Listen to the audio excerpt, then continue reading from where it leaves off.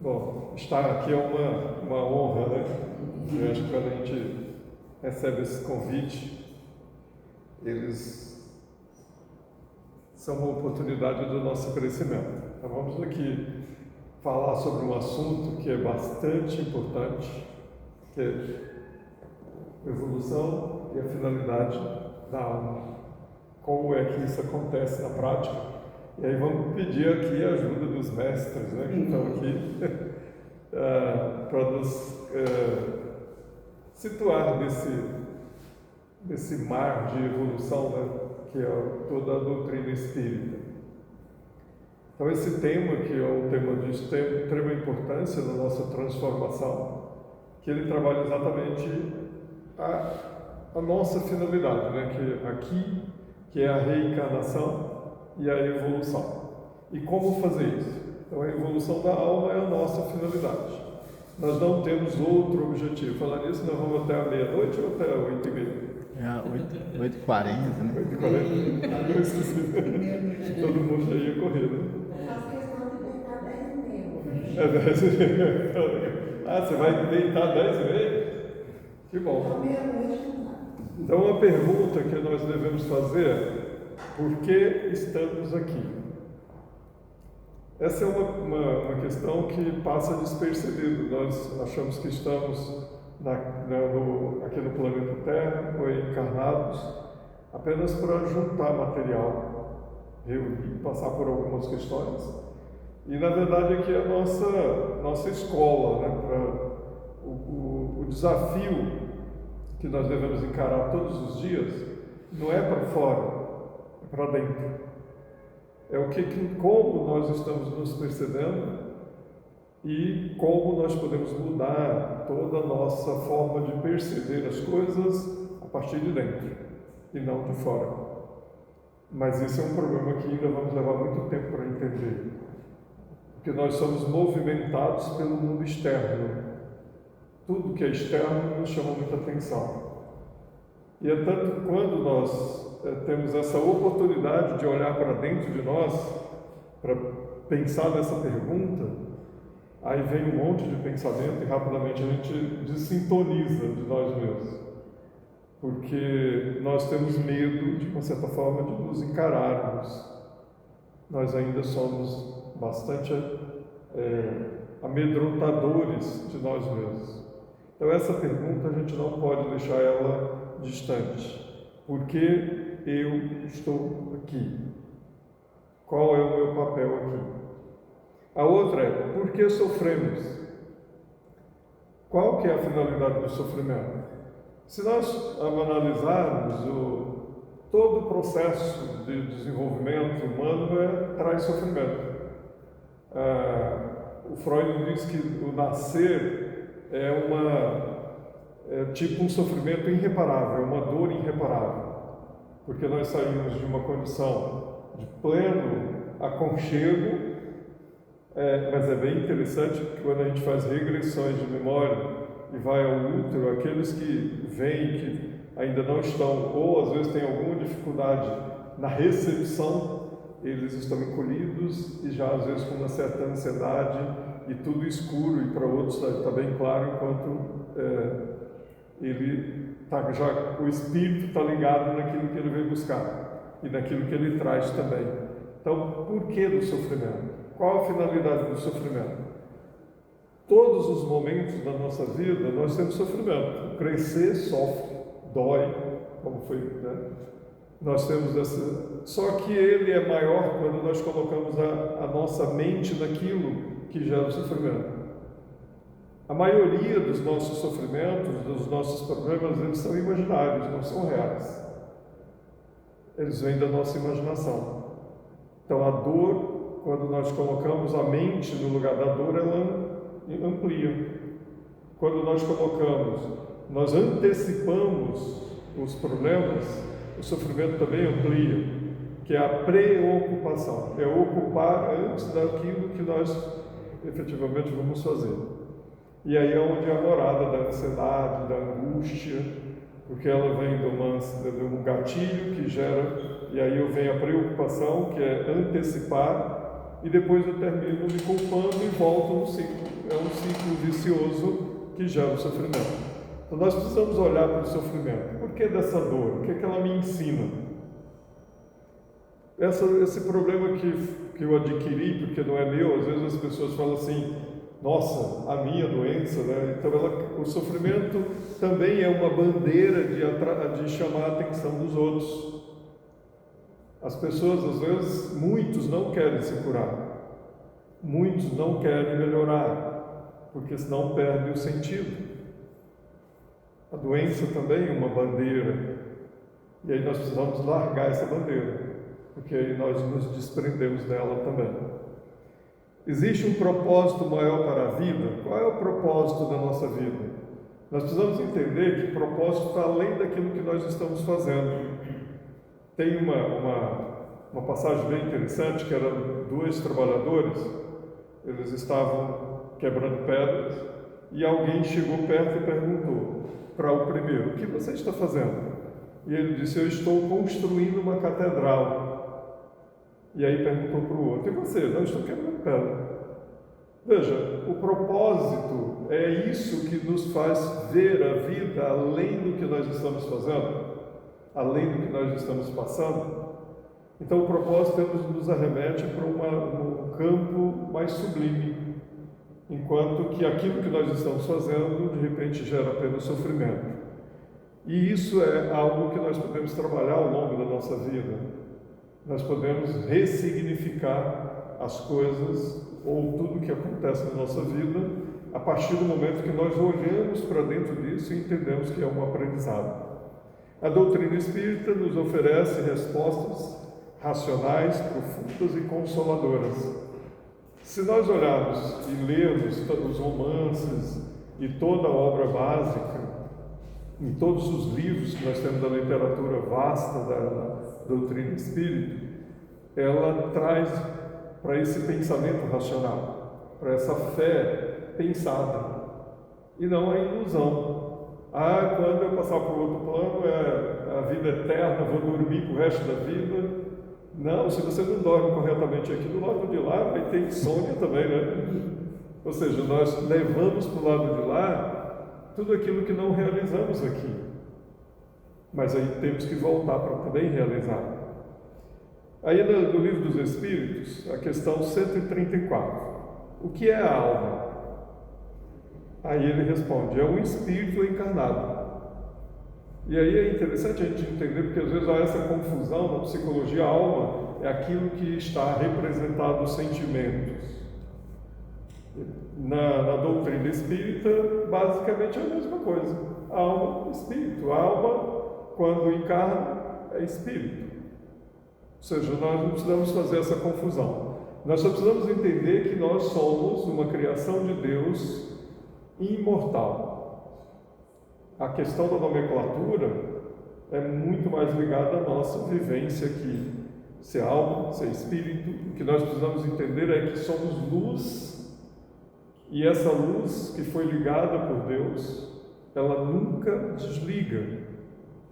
O que nós precisamos é colocar azeite para ela melhorar. O que é o azeite? O conhecimento. Quando nós buscamos o conhecimento, nós vamos colocando azeite nessa lamparina nossa, que aí ela é totalmente completa, então ela é imortal e imutável. Então o espírito não muda, ele só aperfeiçoa. Nosso prédio aqui, nós não mudamos ele, nós aperfeiçoamos. Podemos fazer uma divisão, podemos fazer algo aqui, pintar diferente. Nós podemos mudar a estrutura interna de conhecimento, mas não mudamos a essência que foi criado por Deus. E aí está o desafio. Se nós tivermos paciência e um certo cuidado, até um trabalho, nós podemos olhar para dentro e ver essa luz que está dentro de nós. E algumas pessoas têm muita dificuldade para ver. Mas nós somos luz. E os nossos irmãos desencarnados, quando eles também estão incorporados em algum médium, se a gente fizer ele perceber a luz, ele elimina as dores, né? Porque as dores, como foi lido aqui, elas estão na nossa imaginação. O Las Grael, que é aquele atleta, 5 anos depois que ele tinha perdido a perna no acidente, ele sentia o pé coçar e ele levava para coçar. O outro rapaz, eu assisti a entrevista na Paralimpíadas, ele dizendo o seguinte, que ele tinha aquelas pernas, ele perdeu as 2 pernas no joelho e tinha aquelas pernas para correr na Olimpíada, que é tipo uma alavanca, assim, né? A mola, é uma mola, né? Ele falou que sentia a água nos pés. E ele não colocava os pés, porque ele nem tinha os pés. Então, tudo isso está na nossa imaginação. Nós precisamos trabalhar nosso pensamento, nosso sentimento e a nossa imaginação. Os nossos medos, na maioria deles, são medos imaginários, não são reais. O medo real, tem uma cobra aqui, mas essa cobra, ela está morta, está viva, ela morde, não morde, eu estou distante. Semana passada eu atendi uma cliente que ela falou, Lauro, quando eu imagino um lugar que tem barata, eu já começo a tremer. Mas ele é um animal tão feroz assim, ela para mim é. Eu prefiro encarar um leão do que uma barata. A barata, quando eu vejo, eu paraliso, fico totalmente paralisado. Qual é o sentido disso para nós? Para muita gente, ou seja, isso é totalmente imaginário. Agora, eu preciso trabalhar para fazer ela entender isso. Que era a alma antes de se unir ao corpo? Espírito. Percebe que é a mesma coisa? Nós não precisamos ter muita preocupação com isso. Isso significa que não somos corpo. Nós, às vezes, temos essa ideia de que nós somos isso, aqui não somos. Isso aqui é só a roupa que nós trocamos de tempos em tempos.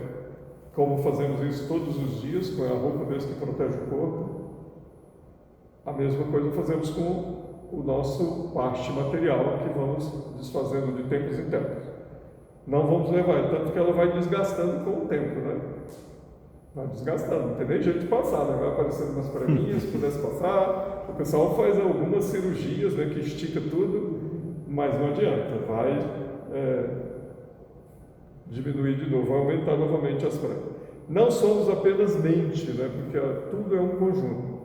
Enquanto estamos aqui encarnados, precisamos entender que somos espírito, mente, corpo, ou espírito, perispírito, corpo. Nossa evolução é espírito, mente, corpo. Não pode ser corpo, mente, espírito, porque aí é você tentar corrigir um vazamento que está no telhado, mudando o piso. E o corpo, ele apenas é a parte mais densa. Ela tem uma sabedoria, o corpo tem uma sabedoria milenar que vem de anos e anos, mas ele só tem essa sabedoria a partir do momento que tem a vida, que é o espírito. Fora disso, ele é matéria pura. Somos seres espirituais em experiência física. O corpo é temporário, precisamos entender isso. A alma é imortal, como já falamos. Todos estamos em evolução sem exceção. Todos, sem exceção. Não há exceção. Evidente que os espíritos muito evoluídos que encarnam, às vezes, em situações difíceis, mas eles fizeram também com o sentimento de evoluir, ainda aprender e ajudar. Porque o nosso trabalho aqui, o nosso papel, é sempre de aprender e acolher, sempre aprender através do amor, porque o amor é a virtude que liga tudo, né? Sem exceções. Não existem almas privilegiadas nem condenadas eternamente.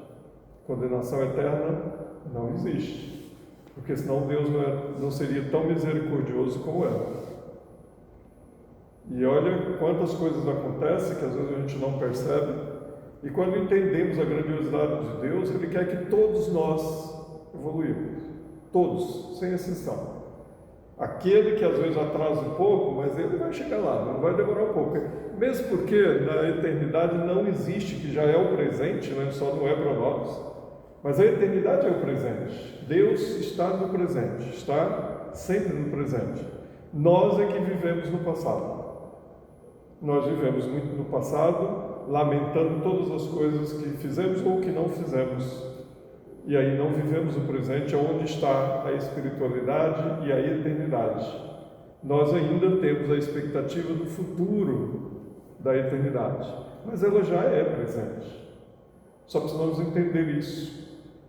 E na essência nós somos perfeitos, mas entender isso vai levar muito tempo. Aquilo que às vezes seria tão natural, né? Existem apenas espíritos em diferentes graus de aprendizado. E é daí que vem a importância de nós acolhermos todos, sem julgar, que também é um outro aprendizado que nós precisamos desenvolver, que é não julgar. Nós somos muito fortes julgadores. Mas nós sempre julgamos olhando, indicando para nós, né? Quando nós julgamos, nós estamos sempre fazendo uma reflexão sobre nós, não sobre o outro, porque eu nem conheço o outro. Eu mal me conheço, né?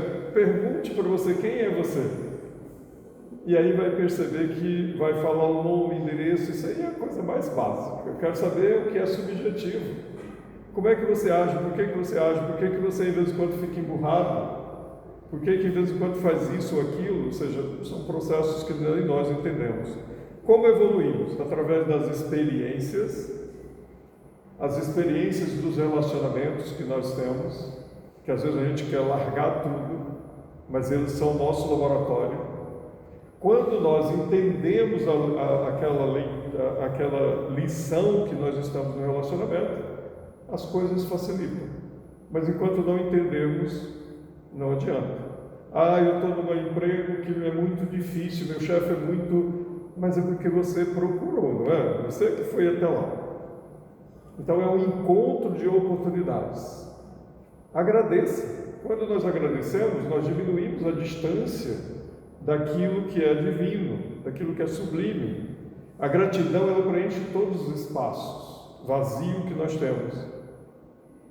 Às vezes nós queremos preencher com coisas, com objetos, com pessoas, e ele não preenche, porque ele só preenche com a vivência da própria existência, não preenche com coisas externas. Dores e erros, dos erros e acertos, né, também aprendemos com isso e evoluímos, das provas e expiações. Todos nós temos provas. Lembra da escola? A gente vai lá, aquele professor que a gente não gosta, matemática, eu era muito chegado à matemática, mas tinha que passar, senão não evolui. É a mesma coisa, nós temos amizades, nós temos alguns problemas nas relações, que são provas que nós vamos ter que enfrentá-las. Se não passarmos agora, vamos ter que voltar depois. O professor é o mesmo, pode ser que esteja com uma roupagem diferente, mas é o mesmo professor. Das escolhas conscientes, porque tudo o que acontece na nossa vida é a escolha. Tudo, não tem jeito. Nós precisamos entender que nós fazemos sempre escolha, acordado ou dormindo, nós fazemos escolhas, porque o espírito não dorme. Então, quando estamos repousando à noite, nosso espírito está em atividade. E em atividade ele também fez escolha e faz escolhas. A dor não é castigo, a dor é instrumento de crescimento. Às vezes nós queremos nos libertarmos da dor, mas a maior dor que tem não é a física, é a dor da consciência, a dor da culpa. E nós precisamos aprender a viver sem culpa. Viver sem culpa é estar sempre no presente, vendo o que fizemos, o que não fizemos, corrigir e seguir, não ficar preso. Sem reencarnação, a justiça divina não faria sentido. Porque imagina uma criança que desencarna pequenininha, e aí? E uma pessoa também que a gente entende que era muito maldosa, desencarna, pronto, agora está trancada naquele lugar que todo mundo fala, que começa com I, é bem quentinho, pelo menos é o que o pessoal diz. E aí, ela vai ficar lá a vida toda, por alguns problemas que cometeu. Nós cometemos erro o tempo todo e pedimos perdão. É porque sempre os nossos erros são mais leves do que os dos outros, sabiam? Os nossos problemas são mais graves do que os dos outros. Nós queremos sempre a oportunidade de sermos atendidos primeiro que os outros. Mas não é verdade, o problema dos outros também é importante. Aqui no Livro dos Espíritos, capítulo 4, ninguém pode ver o reino de Deus se não nascer de novo. E por que não renascermos ou nascermos todos os dias? Fazendo uma pergunta, quando amanhece o dia, como vai ser o meu dia hoje? Eu posso ser uma pessoa diferente, mesmo porque materialmente, né, nós todo dia renascemos, né? Nós mudamos fisicamente sem perceber. A morte e a mudança são dois fatos inevitáveis. Não adianta correr, ela vai acontecer. Reencarnação permite reparar erros do passado, desenvolver virtudes, aprender aquilo que ainda não sabemos. Por que pessoas nascem em condições tão diferentes? Não é acaso, não é injustiça. Eu estou passando mais rápido porque o relógio lá corre tão rápido, né? Eu não sei porquê, né? Quando a gente está aí demora, né? É continuidade da existência espiritual, ou seja, não é nada que a gente às vezes fica batendo e até maldizendo. A questão 114 diz assim, no Livro dos Espíritos, a pergunta é: os espíritos são bons ou maus por natureza? Ou são eles mesmos que se melhoram? E a resposta: são os próprios espíritos que se melhoram e, melhorando-se, passam de uma ordem inferior para uma ordem superior. Não é assim que funciona na nossa vida também, na empresa? Você entra lá, às vezes, fazendo trabalho simples, e na medida que você vai estudando, aprendendo, você vai evoluindo, e de repente pode se tornar o dono do negócio. Não é diferente também no mundo espiritual. Na escola, do mesmo jeito, você entra para alfabetizar, e aí quando você dá atenção, pode ser pós-doutor, e aí tem já hoje teorias que dizem que você tem que esquecer tudo, começar tudo de novo, chega no ponto em que fica tão saturado de conhecimento que não consegue mais nem conviver, porque não entendeu que o conhecimento tem que ser transformado o tempo todo também, né? A questão 115, entre os espíritos, alguns foram criados bons e outros maus. Deus criou todos os espíritos simples e ignorantes. Quer dizer, sem ciência, deu a cada um determinada missão com o fim de esclarecê-los e fazê-los alcançar progressivamente a perfeição para o conhecimento da verdade e para aproximá-los dele. A felicidade eterna e pura é para aqueles que alcançaram essa perfeição. Então, que nós comecemos a olhar para isso com um olhar diferente. E aí, como é que nós precisamos fazer? Olhar para nós, e o que eu estou fazendo comigo que eu não aprovo? Como é que eu me aceito? Porque parece uma pergunta tão, assim, clichê, como diz, né? Mas o problema é que às vezes nós não nos aceitamos. Nós estamos o tempo todo querendo alguma coisa que nos torne diferente. E aí, como é que nós buscamos a perfeição naquilo que nós nem sequer aceitamos?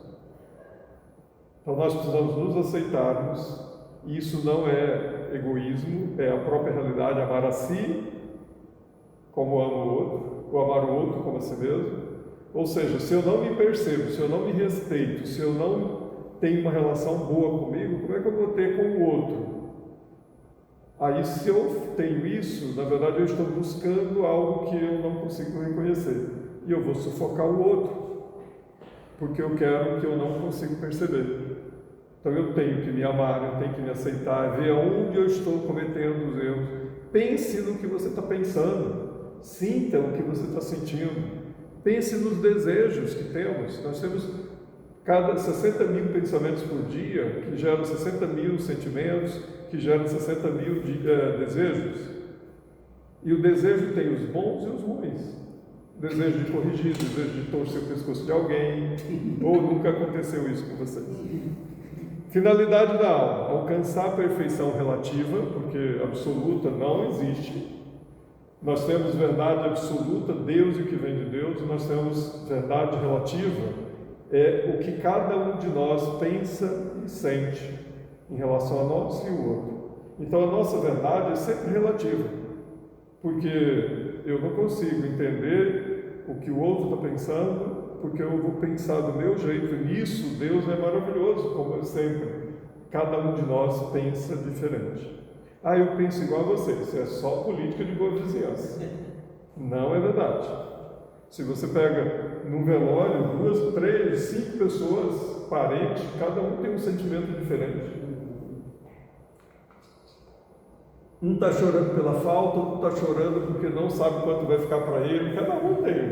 Ou seja, não é essa ideia de que todos pensam igual. Nós não precisamos convencer ninguém a sermos igual a nós. Não podemos, isso é uma violação da própria individualidade e do espírito. Desenvolver amor, sabedoria e justiça, também é a finalidade, tornar-se um espírito puro. E aí vem o desafio. Podemos? Sim. Mas vai demorar? Sim. Mas se você não começar, demora mais ainda. Uma grande jornada começa no primeiro passo. Cada passo que nós dermos, nós podemos avançar a nossa evolução, a nossa perfeição. Quanto maior o investimento, menor o tempo. O que é um espírito evoluído? Não é alguém perfeito no sentido absoluto. É alguém que ama mais do que julga. Olha que coisa simples. Amar mais do que julga. E nós temos dois exemplos, né, na doutrina. Chico Xavier, Kardec e outros, né, que tem por aí. Cristo, quando veio aqui, e ele continua, né, só que agora a gente não vê, mas ele continua. Perdoa mais do que se ofende. Nós somos muito melindrosos, muito. Qualquer coisinha, e aquela ideia assim, eu não perdoo nem morto, é melhor suspender, porque depois de morto vai voltar para pedir perdão. Perdoa, senão não vai descansar, né? Serve mais do que exige. O sofrimento muitas vezes é mal compreendido. As provas têm por fim exercitar a inteligência e a paciência. A inteligência é a nossa capacidade de perceber possíveis mudanças na nossa realidade e no nosso viver, e a paciência é conviver com a contradição. Nós só desenvolvemos a paciência quando aprendemos a conviver com a contradição. É entender o outro, é aceitar o outro, é ter paciência, esperar que chegue a sua hora, é não ficar aflito em momentos que às vezes a gente nem sabe por que está. Então é desenvolver a paciência. Tudo tem a hora de Deus. E uma questão fundamental: nos coloquemos sempre como instrumento de Deus. Se nós nos colocarmos como instrumento de Deus, nós vamos sermos mais simples e vamos seguir de uma forma muito mais tranquila aquilo que vem de orientação espiritual, porque nós recebemos muita orientação espiritual. O sofrimento pode ser, ainda falta 2 minutos lá, né? Porque eu disse que era até 8h40, né? Expiação, consequência de atos passados, prova, que é a oportunidade de crescimento, e se a gente não tiver prova, nós não crescemos. Olha que coisa maravilhosa! Então, aqueles probleminhas que surgem na nossa vida são estímulos para o nosso crescimento. O avião só voa porque ele tem o vento contra, resistência.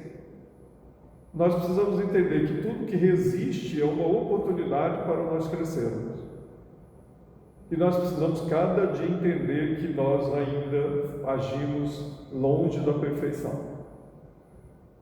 O ser é intocável, o comportamento é mutável. Nós podemos não aceitar o comportamento, mas não podemos afetar o ser, que é a pessoa, né? Ele não é punição divina e ele também não é convite. Aliás, ele é um convite à transformação. Então, o sofrimento sempre um convite à transformação. E aqui a última pergunta, que é a 843. O homem tem o livre-arbítrio dos seus atos? Visto que ele tem, a resposta é: visto que ele tem a liberdade de pensar, tem a de agir. Sem livre-arbítrio, o homem seria uma máquina. E o que é o livre-arbítrio? É a nossa vontade e orientação divina. Às vezes nós queremos ir por aqui, daqui vem um monte de informação, vira aqui, né? Só falta o GPS gritar mesmo assim, seu, né? Vira aqui, aí você não vira, eu vou por aqui, muito mais perto, aí puf, te bate lá no cima. Aí fala, Deus, você não me protegeu. Mas como? Eu mandei você virar aqui quantas vezes? Mas você achou que o caminho mais perto é esse. Olha, nós devemos seguir a orientação divina, porque a porta estreita é a porta mais viável do crescimento, não é a larga. Não é o caminho florido sempre que leva a um bom ambiente. Então nós precisamos seguir, sim, a orientação divina. Isso significa que podemos escolher, aprender, evoluir. Deus oferece o caminho, nós escolhemos como percorrê-lo. E o processo de evolução exige aceitar os desafios como aprendizado. Lembra que tudo é aprendizado, tudo. Nós estamos aqui como alunos em todos os momentos da vida, todos, sem exceção. Desenvolver paciência e humildade, que isso é aprendizado, praticar o bem constantemente, em todos os lugares, no trânsito, na rua, para quem você não conhece. Nós devemos ir, é um desafio mesmo, trabalhar o autoconhecimento e cultivar a espiritualidade. E que o coração de vocês esteja preenchido de muita luz, de muito amor, que o Cristo governe as nossas vidas e que a gente realmente permita que isso aconteça. Muito obrigado pela oportunidade.